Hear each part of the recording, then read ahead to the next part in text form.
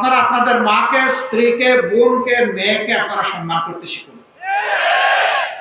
যদি নিজের পরিবারেই সম্মানটা দিতে পারেন, বাংলাদেশের 9 কোটি মাকেও আপনি সম্মান করতে পারবেন ইনশাআল্লাহ। আপনাদের এই সন্তানরা বেঁচে থাকলে সারা বাংলাদেশে আমরা 2টা কাজ 3টা জায়গায় করব ইনশাআল্লাহ। কাজ 2টি হচ্ছে আপনাদের নিরাপত্তা এবং আপনাদের মর্যাদা। সবাই মায়ের গর্ভ থেকে আসবে। বাবার গর্ভে কোনো সন্তান জন্ম নেওয়ার কোনো সুযোগ নেই। এই গর্ভ থেকে এসে আল্লাহ তাআলা যে রিজিক, যে সুষম খাদ্য শিশুর জন্য, অবুঝ শিশুর জন্য তৈরি করে দিয়েছেন, এটাও মায়ের ভোগ। ওই অবুঝ শিশুর সুবিধা অসুবিধা বোঝার যে দরদি মানসিকতা, এটাও মায়ের মন।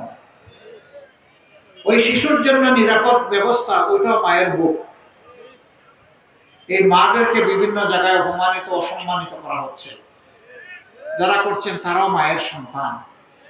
তাদের প্রতি আমাদের অনুরোধ, প্লিজ প্লিজ এন্ড প্লিজ, আপনারা আপনাদের মাকে, স্ত্রীকে, বোনকে, মেয়েকে আপনারা সম্মান করতে শিখুন। যদি নিজের পরিবারেই সম্মানটা দিতে পারেন, বাংলাদেশের 9 কোটি মাকেও আপনি সম্মান করতে পারবেন। আর যদি নিজের মাকে, স্ত্রীকে, বোনকে, মেয়েকে যদি সম্মান করতে না জানেন, আপনি মানুষ নামের কলঙ্ক।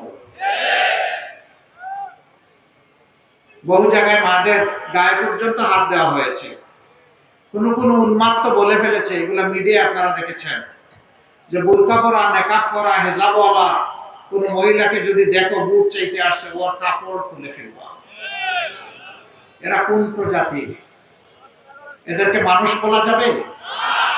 এটা আমার কথা নয় তো, এটা কোরআনের কথা। কালানাম, এরা হচ্ছে 4 পায়া জন্তু, তার চেয়ে নিকৃষ্ট। 4 পায়া জন্তুকে আল্লাহ বিবেক দেন নাই, তাই ভালো মন্দ সে বুঝে না।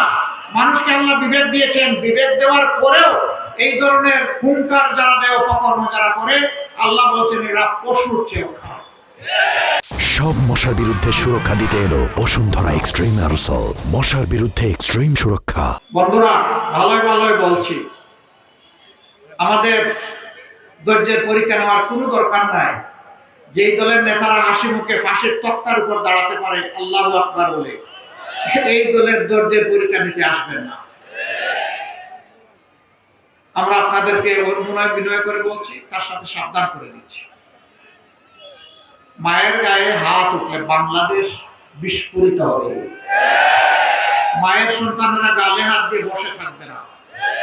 উই ওয়ান্ট জাস্টিস বলে যে যুবক যুবতীরা রাস্তায় এসেছিল, তারা কাউকে ছেড়ে কথা বলবে না। আল্লাহর দোহাই, এগুলা করবেন না।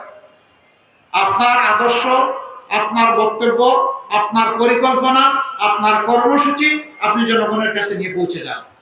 We salute, we respect you, সম্মান দেখাবো, কিন্তু আমার পথে বাধা সৃষ্টি করবেন না। এটি আমার অধিকার নয়, এটি আমার দায়িত্ব। আমার দায়িত্বে বাধা দেওয়ার অধিকার কারণে, অধিকার কেড়ে নেওয়ার অধিকার কারণে। নির্বাচন নিয়ে কেউ যদি সন্ত্রাস চালাতে চায়, তাহলে আল্লাহর উপর ভরসা করে সমান পরিমাণ জবাব দিবেন, বেশি দিতে দেবেন না। মারা, ইনশাআল্লাহ আপনাদের এই সন্তানরা বেঁচে থাকলে সারা বাংলাদেশে আমরা 2টা কাজ 3টা জায়গায় করব ইনশাআল্লাহ। কাজ 2টি হচ্ছে আপনাদের নিরাপত্তা এবং আপনাদের মর্যাদা। আর জায়গা 3টি হচ্ছে ঘর, চলাচল এবং আপনাদের কর্মস্থল। এই 3 জায়গায় এই 2 নিয়ামত আপনাদের হাতে তুলে দেওয়া হবে ইনশাআল্লাহ। ভয় দেখানো হয়, জামাত বা 11 দল ক্ষমতায় গেলে মাদেরকে ঘরে বন্দী করা হবে। আপনারা কি আজকে ঘরে বন্দী নাকি? এই মাঠে ভাইদের সাথে আপনারা আসেন নাই? নবী করিম সাল্লাল্লাহু আলাইহি সাল্লাম আমাদের মাদেরকে সাথে নিয়ে যুদ্ধের ময়দানে যোদ্ধা হিসেবে নিয়ে গেছেন।